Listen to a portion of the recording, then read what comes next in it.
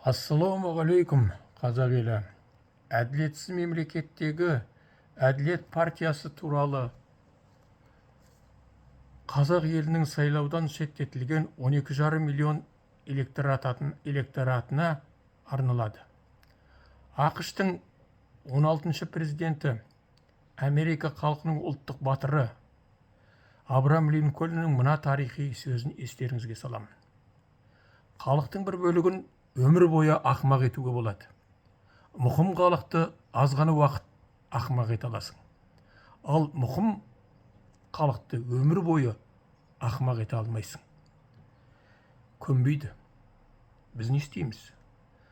Қазақстан мемлекетінің саяси сахнасына тағы бір қуыршақ партия қайтадан пайда болып, бір күнде ағаурда аспаннан топ ете түсті. Неге қуыршақ? Өйткені партиялардың құрылуының табиғатына мүлдем жат. Әлемдік тәжірибеде дәлелденген партиялар төменнен тек пікірлестерден жасақталатын, билікке ұмтылатын саяси ұйым екендігі бұл жерде жоққа шығарылған. Астанада 2026 жылы 7 мамырда 931 делегат қатысқан Әділет партиясын құру бойынша құрылтай өтті. Жақшаның ішінде. Бұл жерде құрылтай атауы қате қолданылып тұр. Келесі сөйлемде ол съезд сөзімен ауыстырылған. Әйтеуір шатпырақ. Жақша жабылды. Сол жиында бастамашыл топтың өкілі съезд модераторы, Қазақстанның қоғам қайраткері. Жақшаның ішінде дағды. Қайраткерлігі қоғамда дәлелденбеген жасанды тұлға. Жақша жабылды. Рауан Кенжеханға Курсив медиа журналисі қойған сұрағына қайраткер мырза былай жауап берді. Шынында да біз бұғанға дейін әділдік туралы айтқан жоқпыз. Жақшаның ішінде неге айтпадыңыздар? Өтірік айтқаның. Президент Ерлан Қариндер қаншама рет үндеу жасады. Бісмілләләріңіз осы заң мен тәртіп сөзінен басталады ғой. Жақша жабылды. Бірақ партия құру міндеті сол әділдікті орнату үшін саяси күш керек. Өйткені ондай үлкен өзгерістер көп формаларды, сананы өзгертуді талап етеді. Жаңа мәдениетті талап етеді.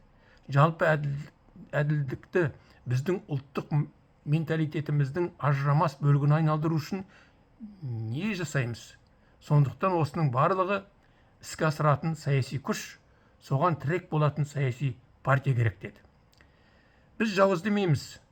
Біз ешкімге оппозиция емеспіз. Жауабында адамдардың санасын өзгертеміз деп асыра сілтеп жіберді. Сананы өзгертетін саяси күш өзі саналы білімді адамдардан, титулды ұлттың өкілдерінен меритократия тәсілімен жасақталу қажет. Бізде мүлдем ондай жоқ. Журналистің сіздерге қатысты бұл қуыршақ партия деген елдің арасында пікір бар, осындай додалардың алдында құрылатын, оған қалай қарайсыз деген сұрағына жауап бере алмай. Рауан мырза, әркімнің пікірі өзіне деп партиялық принцип плюрализмнен шоршып түсіп, гильбертизмге бірақ секіріп мініп, біз жұмыс істейміз деп екіре қайталап, жауаптан жалтарып, өздерінің шынайы бейнелері қуыршақ екендерін көрсетіп сасып қалды. Журналистің бірі, сіздер Әділет партиясы, Аманат партиясына оппозиция боласыздар ма? деген сұрағына Рауан Кенжехан, біз ешкімге де оппозиция емеспіз, жауыз демейміз. Біздің шешетін мәселелеріміз бар. Біздің алдымызда үлкен міндеттер тұр. Соларды іске асыруда бізге көмектесетін жақтастарымызды көбейтуге тырысамыз деді. Бұл оппозицияны жауға балау жауабымен ол өзінің саяси сауатының таяздығын көрсетіп алды. Рауан мырза оппозицияны жау деп түсінеді екен. Оппозиционер сөзінен прокурорлар, судьялар, полицейлер шошушы еді. Оппозиция латын сөзі. Бұл термин ол басқа пікірдегі адамға, топқа, партияға айтылады. Бір жанұяда ерлі зайыптылар, балалары, арасында да бір-біріне қарама қарсы пікірлер айтылады. Сонда олар бір-біріне жаулар ма? Ал енді әділет аманатқа оппозиция болмаса, онда олар екеуі бір адамның екі қолы секілді, саяси мақсаттар бір бағыттағы инкубатордан шыққан балапандар секілді болды ғой. Аманат партиясынан әділетке өтіп жатқандар бар ма деген журналист сұрағына Рауан мырза тағы да саяси сауатсыздық көрсетіп былай деді: ауысудың заңға қайшылығы бар ма? Деп қыршаңқы жауап қатты. Бұл жерде оның заң сөзін қолдануы сауатсыздық, әрине партиялық принципке қайшы.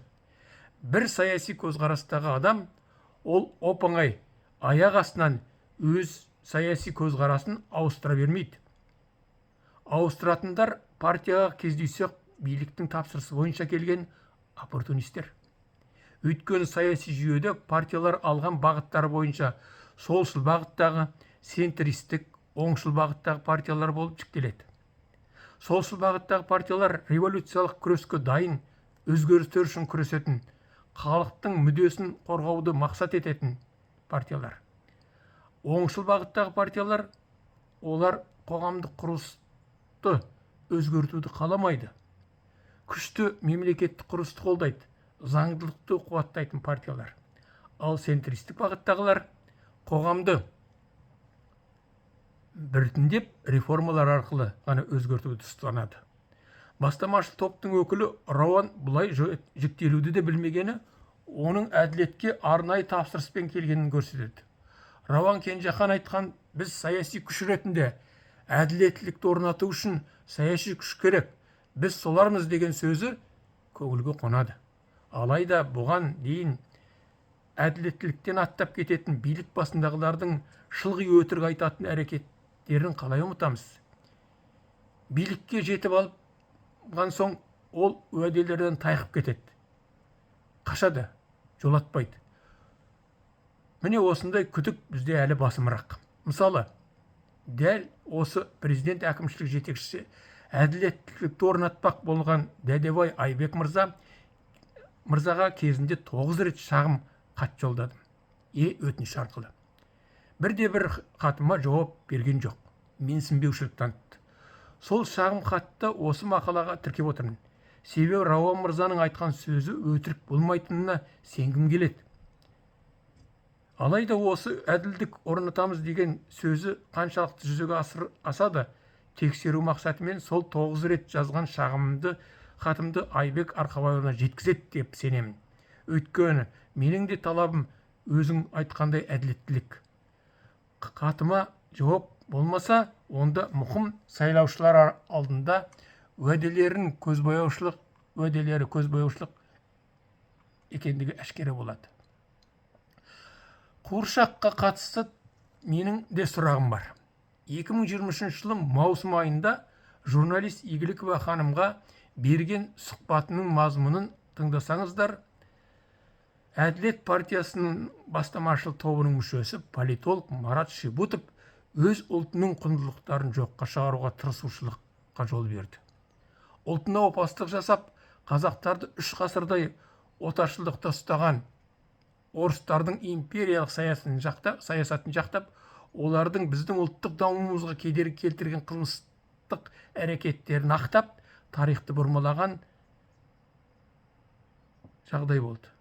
Қан кенені Кенесары Қасымовты менсінбей, ол не саяси қуғын сүргін құрбаны ма деп мысқылдап күліп әжуалауы бұл адамның кімдерге қызмет етіп отырған аңғаруы болады.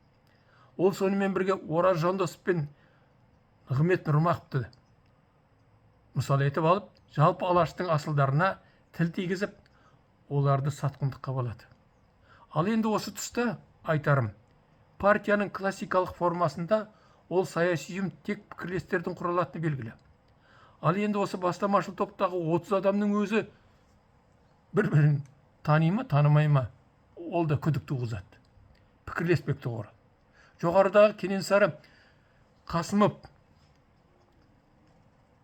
бастаған ұлт-азаттық қозғалыстың басшысы Қан кенені барымташы ретінде бағалап, кемсіткен партияның бастамашыл тобының мүшесі Шибутовтың осы пікіріне әділеттің Айбек Дәдебай бастаған 930 мүшесінің пікірі сай келеді деп ойламаймын.